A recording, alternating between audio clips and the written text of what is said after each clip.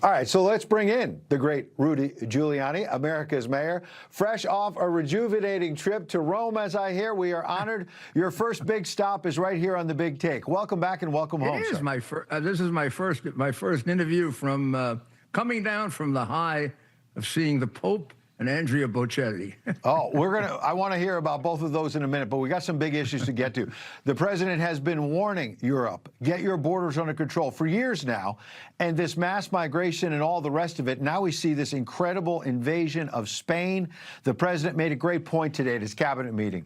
He said, this is the focus of the midterms. If Democrats get power in November, our country, he said, will be invaded at levels that make Spain look like small ball. Your thoughts, having just come back from Europe? He is absolutely right. What you see there has been happening in Europe for 10 years, not quite at that dramatic a level. These things build up a little at a time. But this is what explains the hard left policies of England, the appeasement of Islamic extremism and Sharia law, the many Islamic, somewhat extremist mayors elected in England. Similarly, France, a little further behind, same thing. Spain has the weakest prime minister. Yes. I mean, he might as well be working either for Xi Jinping or, well, Xi Jinping, not even Putin. He visits there more often than I think any place. So this, I think, is not opposed. This is another Biden situation. This is one that is not opposed by the government. It's invited by the government. In England and in France, it's ignored but not invited by the government. They're afraid to stand up to it. In Italy, Giorgia Meloni has done a good job of cutting it down. Maybe not at the level at which Donald Trump has done it, because she doesn't have the complete buy-in of the law enforcement people, where he does. But you don't feel that in Italy. And I've been recently in Belgium, and I've been in Bulgaria, and I've been in France, and I've been in Italy.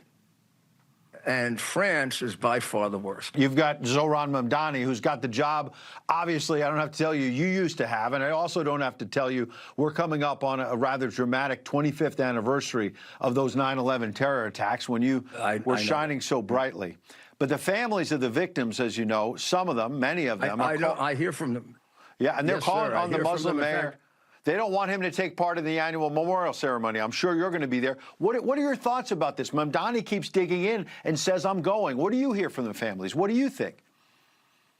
All I hear from the families is he should not be allowed to go. It's a desecration.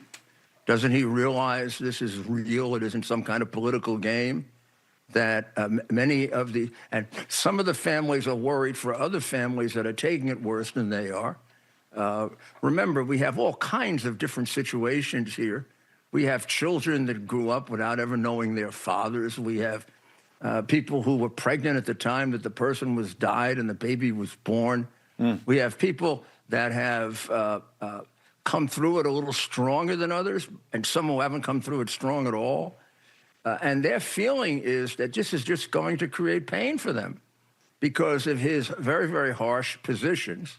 Not just him, but the people that he so strongly supports have said positively hateful things about September 11, including his wife.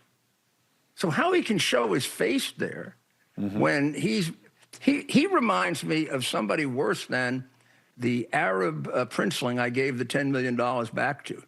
You know why I gave him the money back? No. Because after he gave me the $10 million, and at that time, I didn't know I was going to raise $320 million for my police officers and firefighters. I needed the $10 million. I gave it back because as soon as he gave it to me, he left me, snuck off like a little sneaky princeling that he was, and went and had a press conference and said, this is caused by Israeli and American foreign policy. This is what causes this.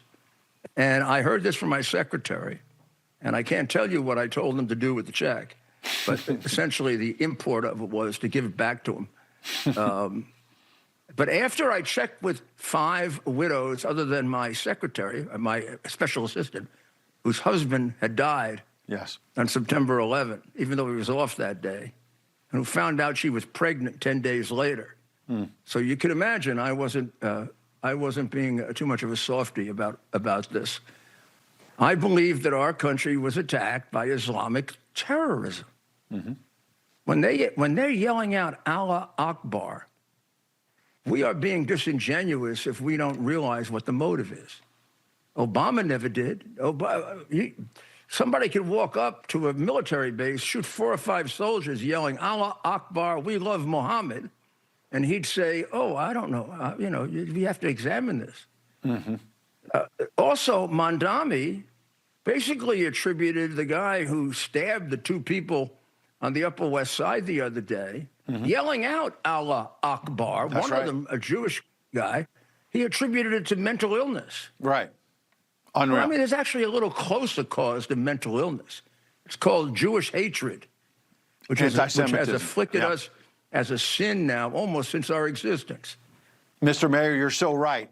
Let's end it on something that's more positive than Mamdani, for sure. You teed up that you got to see the pontiff, and I saw this on social media last night and said, boy, am I excited about today. So there's Pope Leo XIV. I can't imagine that the two of you share a lot of political thoughts because early on he has been, away from President Trump, let's just say, but I'll let you comment on that. But you're both Catholic and you're both American, and I know you have a lot of pride in that. Well, I was a little worried he might be cold to me because it's obvious I'm very, very close to the president. He gets a full briefing on everyone, as the president does.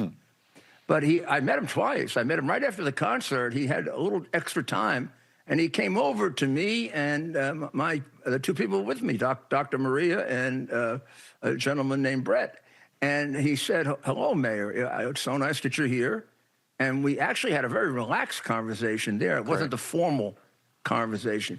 He seemed very happy to see me. I mean, I felt that way. And then on the formal line, I felt now more comfortable with him. I gave him 4 rosary beads to bless for my children. Oh, that's wonderful. Which he very graciously blessed. And then I really started feeling frisky, and I said to him, we're very, very proud of you as Americans. I hope you don't take that in some way. And he said, no, I'm very proud to be an American too. So all of us in America are very proud of you. But I have to tell you, you're not really just perfect. So I think he thought I was going to go political there. And I said to him, you root for the White Sox. You root for the Yankees. We're Yankees fans. I tell you what. And we just lost to the White Sox. He pointed to me and said, we'll work it out on the diamond someday. There we go.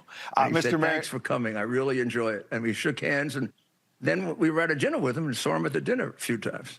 That is a wonderful... I will tell you, politically, obviously, differences. He's a very beyond nice man. Wonderful. And very normal. And almost the same thing you say about Trump when people don't know him. Right. God, he's very regular. There you go. A very regular guy. Well, take those rosary beads. I know they're special, especially for your children, because there's a man named Andrew who was on The Big Take a week or so ago, and he did a heck of a job running FIFA. Yeah, he knew about Andrew. He obviously is a soccer fan, and he knew that my son was the director of security, and asked me to pass on to him that he did a good job. That's wonderful. Isn't that nice? That is beautiful. America's mayor, Rudy Giuliani. Welcome home to America. We're glad to have you, and we'll see you soon. No, it's still, God bless America. There.